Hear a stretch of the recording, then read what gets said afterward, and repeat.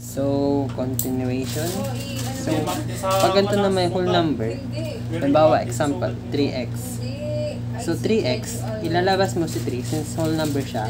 And ang integral mo lang is x.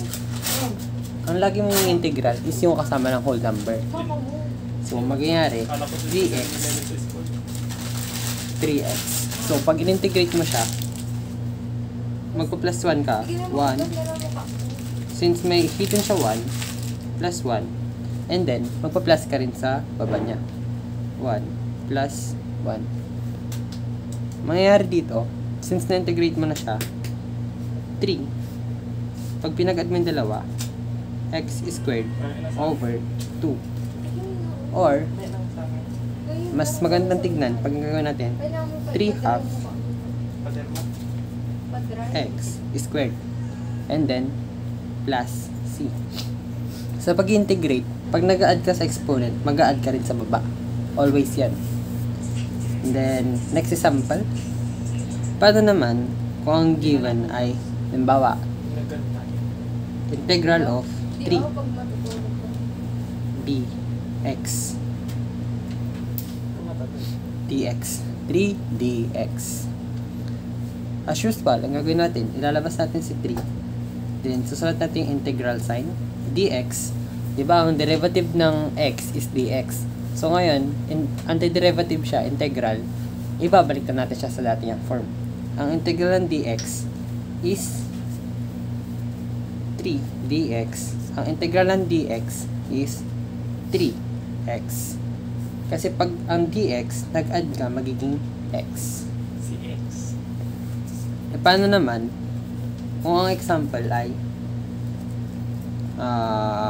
sabihin natin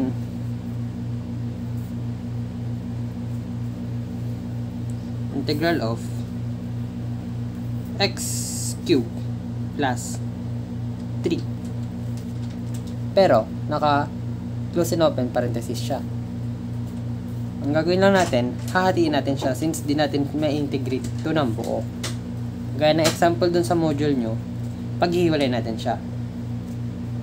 Integral of x cube, and then copy mo lang yung sign, plus 3 integral of dx. Parang hiniwalay-hiwalay mo lang siya para may integrate mo. Kahit na ganito na parenthesis siya, pwede mo siyang hiwa-hiwalayin. Meron yung mga case na ganun, meron din yung hindi.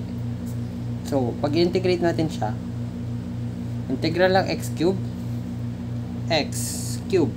plus, magpa-plus ka ng 1 since in-integrate mo siya, over, magpa-plus ka rin ng 1 sa baba. So, kopyahin mo lang yung exponent, 3 plus 1. And then, same din sa pangalawa, plus 3. Integral lang dx, x. And then, ang result, 3 plus 1, 4. So, x raised to 4 over 4 plus 3x. Got it? Gets? Always, huwag kakalimutan ang plus c. Pag na-integrate ka, huwag mong kakalimutan ang plus c. Yan ang huwag mong kakalimutan. Babush!